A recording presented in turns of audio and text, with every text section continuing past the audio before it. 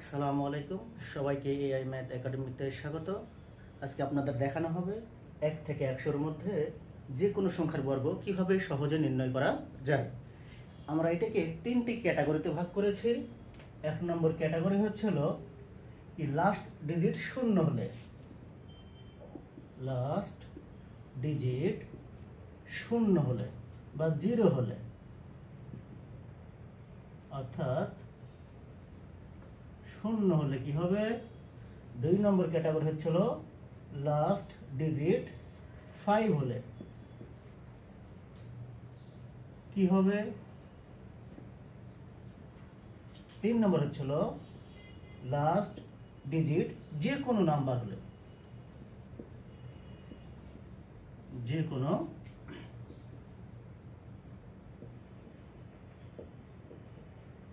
Number হলে। তো দেখেন 1 থেকে 100-এর মধ্যে লাস্ট ডিজিট শূন্য আছে, এর 10টি সংখ্যা আছে, যেমন 10, 20, 30, 40 এগুলোর বর্গ সহজে নির্ণয় করা যায়। যেমন কি 20 আছে বা 20 স্কোয়ার ইকুয়াল টু কি হবে, 12 স্কোয়ার করলে 4 হবে।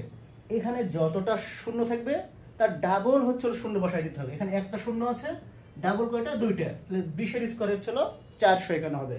অনুরূপভাবে যদি আপনাকে বলি 30 এর স্কোয়ার কত হবে, 3 আছে, 3 স্কোয়ার 9, একটি 0 আছে, তাহলে 2টি 0 এখানে বসাই দিতে হবে, এখানে কত আসবে 900। অনুরূপভাবে আপনাকে যদি বলি হচ্ছে এখানে 60 হোল স্কোয়ার ইকুয়াল টু কত হবে, 6 এর স্কোয়ার আসবে হচ্ছিল 36, একটি 0 আছে, আপনাকে ডাবল 0 বসাই দিতে হবে। অনুরূপভাবে যে সকল সংখ্যার শেষে 5 ডিজিট আছে তাদের বর্গ সহজেই নির্ণয় করা যায়।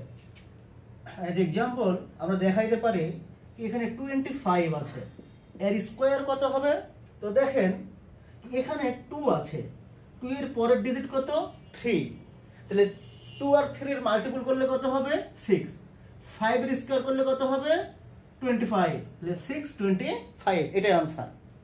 অনুরূপভাবে 35 হোল স্কোয়ার ইকুয়াল টু, এখানে 3 আছে, 3 এর পরের ডিজিট কত, এখানে 3, 3 এর পরের ডিজিট 4, 3 আর 4 এর গুণ করলে কত হবে 12, এর 5 আছে, 5 এর স্কয়ার করলে কত হবে 25, অতএব 12 অর্থাৎ 1225, এটি তার आंसर হবে। অনুরূপভাবে আপনাকে যদি বলি 65 হোল স্কয়ার ইকুয়াল টু, এখানে 6 আছে, 6 এর পরের ডিজিট কত 7, 6 আর 7 এর মাল্টিপল করলে কত হবে 42, 5 আছে, 5 এর স্কয়ার করলে কত হবে 25, এটি आंसर। এভাবে 1 থেকে 100-এর মধ্যে যে সকল সংখ্যার শেষে 5 আছে তাদের বর্গ সহজেই এভাবে নির্ণয় করা যায়, যত বড়ই সংখ্যা না কেন। মনে করেন কি 95 আছে স্কয়ার, তাহলে 9 এর পরের সংখ্যা কত 10, 9 10 90, 5 এর স্কয়ার করলে কত আসবে 25, এই তো এটাই এভাবে आंसर করা যায়। অনেক ইজি না এটা, আশা করি আপনারা এটি বুঝতে পেরেছেন। I hope you understood. এখন হচ্ছিল 0 ও 5 ব্যতীত যে কোনো সংখ্যা থাকলে তাদের বর্গ কিভাবে নির্ণয় করা হবে। দেখেন কি এজ এক্সাম্পল মনে করেন এখানে হচ্ছে 23 হোল স্কয়ার, কিভাবে এদের বর্গ নির্ণয় করব। তো এখানে যে লাস্টে যে ডিজিট আছে তার স্কয়ার করে দিবেন, স্কয়ার করলে কত আসবে, এখানে 3 আছে, 3 স্কয়ার, তাহলে 9 বসবে। এরপরে যে কাজটা করবেন কি এদের মধ্যে জেনারেল গুণ করে দিবেন বা সাধারণ গুণ করে দিবেন। এখানে 2 আছে, এখানে 3 আছে, এটাকেও 2 হিসাবে কল্পনা করবেন, ওটাকে 2 ধরে নেবেন। 2 আর 3 এর গুণ করলে কত হবে 6, 6 আর 2 এর গুণ করলে কত হবে 12, 12 এখানে 2 বসবে, হাতের আমরা 1 আছে। আবার এখানে 2 আছে, 2 এর স্কয়ার করলে কত আসবে 4, 4 এর রেখে 5, এটি आंसर তার। অনুরূপভাবে আপনাকে যদি আমি বলি কি চলো 32 হোল স্কয়ার, কি হবে এখানে দেখেন প্রথমে 2 এর পুরো স্কয়ার হবে, কত আসবে এখানে 4, তারপরে হচ্ছিল এদের সাধারণ গুণ হবে 3 আর 2 গুণ করলে আসবে 6, সাথে এটাকে 2 হিসেবে কল্পনা করতে হবে বা ধরে নিতে হবে 2, 2 দুগুণে 4, 3 4 12, 12 এর 2 হাতের 1, 3 এর পুরো স্কয়ার করলে কত আসবে,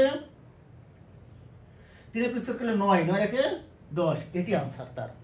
শুধু ছোট সংখ্যা না, যত বড় হোক না কেন, মনে করেন 64 হোল স্কয়ার ইকুয়াল টু, প্রথমে 4 এর স্কয়ার করতে হবে, স্কয়ার করলে কত আসবে এখানে 16, 16 এর হচ্ছিল 6, হাতে হচ্ছিল 1 থাকবে, ক্যারি 1।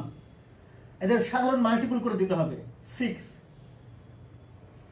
ইন্টু 4 ইন্টু 2, কত আসবে? 4 6 24, 24 দুগুণে 48, 48 আর 1 49, হাতে 1 ছিল ওইটা, 49 এর 9, এবার হাতে কত থাকবে? 4 থাকবে। ওকে, 6 এর উপর স্কয়ার করলে কত আসবে? 36, 36 আর হাতের 4 কত আসবে? 40। এটি আনসার।